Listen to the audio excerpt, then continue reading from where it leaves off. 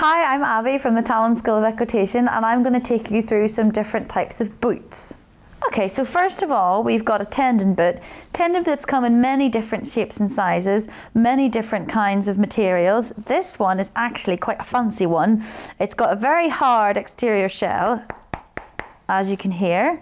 It's actually made of carbon fibre with fur lining on the inside and then some elastic straps.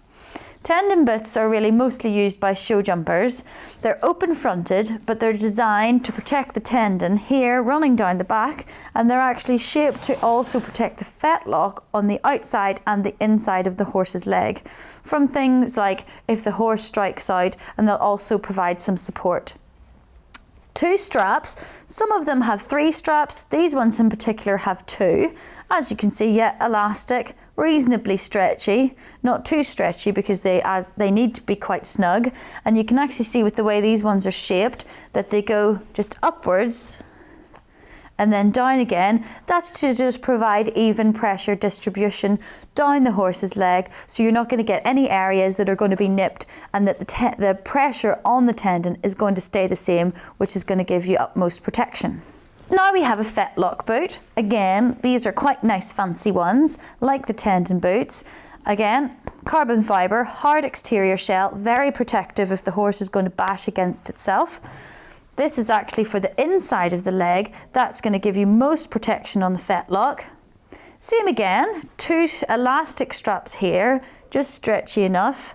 So, and you're always wise to have them on the seat. You have 3 different areas of tightness there, but you're good to have it on the same in the top and the bottom so that you're going to evenly distribute the pressure. Fur lined, which is nice and cozy against the horse. Not only that, but it also looks very attractive too. So these are very good, very nice protection for the fetlock. Here we have our hock boot. Hock boots are most commonly used for travelling in.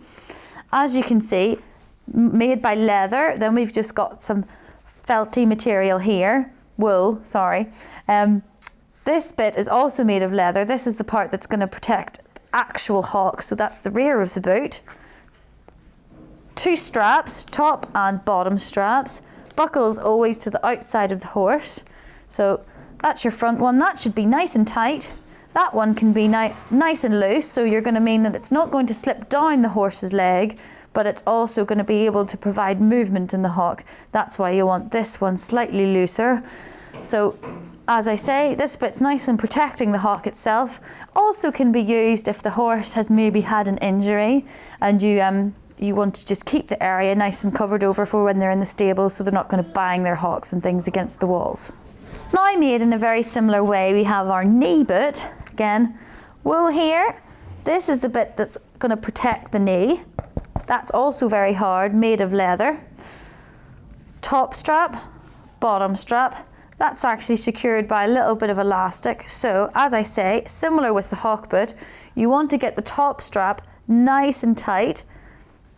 This one's actually for the right front because you've got your buckle facing to the outside, and that bit's going to be on the knee. Top strap nice and tight. Bottom strap nice and loose, stop it sliding down, provide movement, protecting the knee, used in travelling, sometimes used for road work, mostly to protect the knee. The horse could perhaps go down on its knees, or for travelling if he's going to be pawing and become quite agitated in the box. This is the most commonly used type of boot. This is just a brushing boot, but again, this is quite a nice one. It's white, probably not the most practical choice in colour, but looks very attractive. Fur lined, so again, it's nice and comfy for the horse, and it looks very attractive. 2 sets of straps, both elastic, nice and like tight against the horse, be able to get one finger in. These are going to stop the horse if it brushes, i.e. its legs are going to come against each other. So this will just provide the protection. This is for the inside of the leg, and as you can see, it's shaped to provide some protection for the fetlock in case the horse's legs are rubbing together.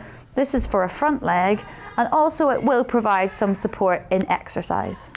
Now we have an overreach boot. This is quite a large overreach boot. 2 sets of Velcro straps to make sure that they stay in place, because these are actually probably the easiest boot to misplace if you're having a canter.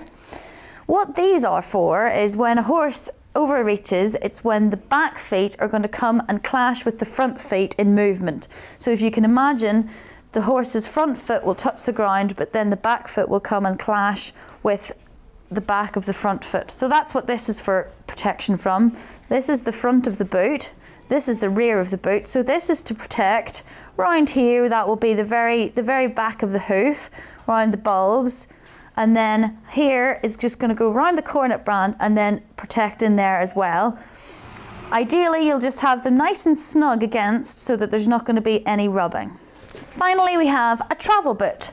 This is a front travel boot. This is going to be for the right side of the horse. Tape's always facing the back.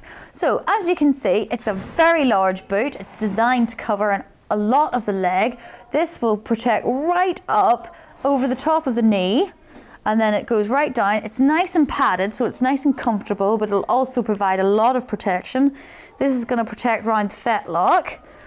This, as you can see, it just has a thin plastic bit over it, and that's to protect round the cornet band, the bottom of the horse's hoof or their heel, so that when traveling they don't stand on themselves or have any discomfort. But it's quite open here at the back so that the horse can still have movement in its knee, because right here is where the joint is going to be, so he'll be wanting to move that way. So nice and snug traveling, but very commonly used all the time for traveling. Probably the best protection that you can get when your horse is traveling.